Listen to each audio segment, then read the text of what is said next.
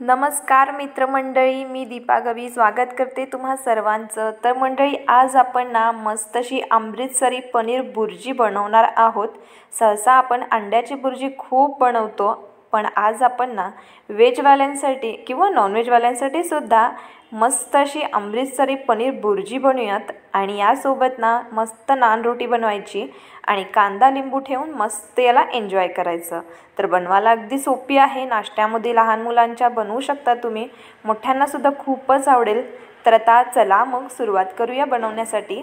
तर आता बुर्जी बनवण्यासाठी सर्वात पहिल्यांदा मी इकडे एक कांदा घेतला, 2 लाल टोमॅटो घेतले, 2 इंच इतकं आलं घेतलं, हिरव्या मिरच्या 2 घेतल्या आणि हे सगळं साहित्य जे आहे बारीक बारीक असं चॉप करून घेतलं।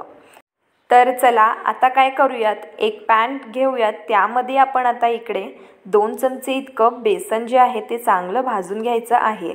तर गॅसचं फ्लेम इकडे आपण बारीकच ठेवायचं आहे, कुठेही मोठं नाही करायचं। आणि अगदी 3 ते 4 मिनिटासाठी बेसन चांगलं भाजून घ्यायचं।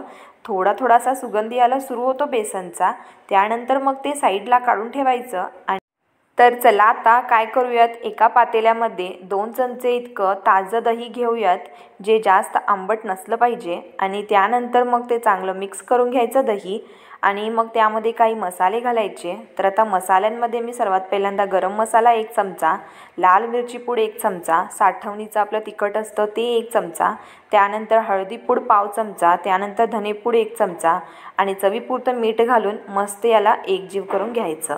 तर आता आपण याला चांगलं मस्त मिक्स करूयात।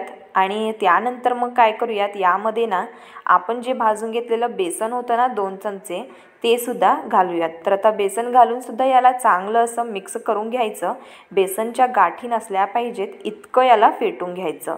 तर 3 ते 4 मिनटं याला फेटतच राहायचं। आणि त्यानंतर मग काय करायचं, ज्यामध्ये आपण बेसन भाजलेलं पातेलं असतं त्यामध्येच मग इथे आपण 1 चमचा तूप घालायचं आणि यामध्ये मग 1 चमचा मोठं जिरं घालायचं। आणि जिरं थोडं तडतडलं की मग त्यानंतर यामध्ये आपण आलं जे आहे ते बारीक चिरून घेतलेलं ते सुद्धा घालायचं, कांदासुद्धा घालायचा आणि कांदा 2 मिनटं चांगला परतून घ्यायचा। गॅसचं फ्लेम बारीकच ठेवायचं। आणि त्यानंतर मग यामध्ये घालायची हिरवी मिरची आणि मग त्यानंतर टमॅटो। तर आता टमॅटो, कांदा, हिरवी मिरची, आलं वगैरे सगळं जे आहे चांगलं याला आपण शिजवून घ्यायचं। तर 3 ते 4 मिनटं याला आपण अगदी सॉफ्ट होण्या इतकं शिजवून घेऊयात। आणि त्यानंतर मग यामध्ये काय करायचं, आपण जे तयार करून घेतलेलं बेसन आहे ना, म्हणजे बेसनचं बॅटर आहे ना, दही, बेसन, काही मसाले सगळे जे बॅटर होतं ना ते बॅटर यामध्ये घालायचं आणि परत याला चांगलं मिक्स करून घ्यायचं। तर यामध्ये बेसन का घालायचं, म्हणजे बुर्जीला थोडंसं असं बाइंडिंग येतं आणि मस्त बुर्जी आपली लागते व्हेज बुर्जी। तर आता सर्वात महत्त्वाचा पदार्थ म्हणजे पनीर। तर आता पनीर तुम्ही घरीसुद्धा बनवू शकता किंवा बाहेरूनसुद्धा आणू शकता। तर मी इकडे आता 100 ग्राम पनीर घेतलेलं आहे, तुम्ही हवं असल्यास अजून जास्तीसुद्धा घेऊ शकता। आता पनीरला जो आहे चांगलं व्हिडिओमध्ये दाखवल्याप्रमाणे असं बारीक बारीक करून घ्यायचं। आणि त्यानंतर मग यामध्ये आपण घालणार आहोत 1 कप इतकं दूध। तर आता दूध जे आहे ते थोडं थंड असलेलंच घालायचं आणि त्यानंतर मग काय करायचं, मस्त याला मिक्स करून घ्यायचं। तर दूध घालणं सर्वात महत्त्वाचं आहे, कारण त्याच्यामुळेच ना याला अमृतसरीची टेस्ट येते। तर आता मस्त याला आपण मिक्स करून घेऊयात। आणि तुम्ही बघत आहात गॅसचं फ्लेम मात्र बारीकच ठेवायचं। आणि त्यानंतर मग याला मिक्स करत करत समजा 3 ते 4 मिनटं झाली की मग असा डार्क रंग येतो।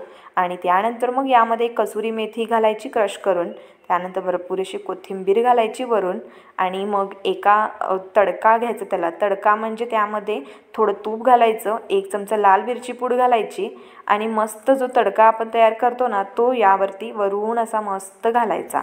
तर आता इकडे तुम्ही बघत आहात मी तडका घालत आहे। आता या तडक्यामुळे ना आणखीन जास्ती चव मस्त लागते। वरून थोडीशी कोथिंबीर घालायची आणि मस्त आपली पनीर बुर्जी तयार आहे। तुम्ही यामध्ये अजून थोडं तूप घालून ना मस्त नान रोटीसोबत खाऊ शकता। इतकी छान भाजी होते ना की तुम्ही एकदा नक्कीच करून बघा, आवडेलच आवडेल तुम्हाला। तर आता मी काय करते, याला मस्त एका प्लेटमध्ये ना नान रोटीसोबत सर्व करते। सोबत कांदा लिंबू ठेवायचा आणि मस्त नाश्त्यासोबत, दुपारच्या जेवणासोबत किंवा रात्रीच्या जेवणासोबत सुद्धा तुम्ही याला खाऊ शकता। तर आता तयार झाली आपली व्हेज पनीर अमृतसरी पनीर भुर्जी। तर आता आशा करते तुम्हाला व्हिडिओ आवडला असेल। व्हिडिओ आवडला की नक्की व्हिडिओला लाईक करा, चॅनलला सबस्क्राईब करा आणि रेसिपी जास्तच आवडली की मग शेअरसुद्धा करा। तर चला मग आता भेटू आपण मस्त अशा चमचमीत रेसिपीसोबत। तोपर्यंत तुम्ही आमचे सगळे व्हिडिओ बघत राहा आणि स्वस्त राहा आणि मस्त राहा। धन्यवाद।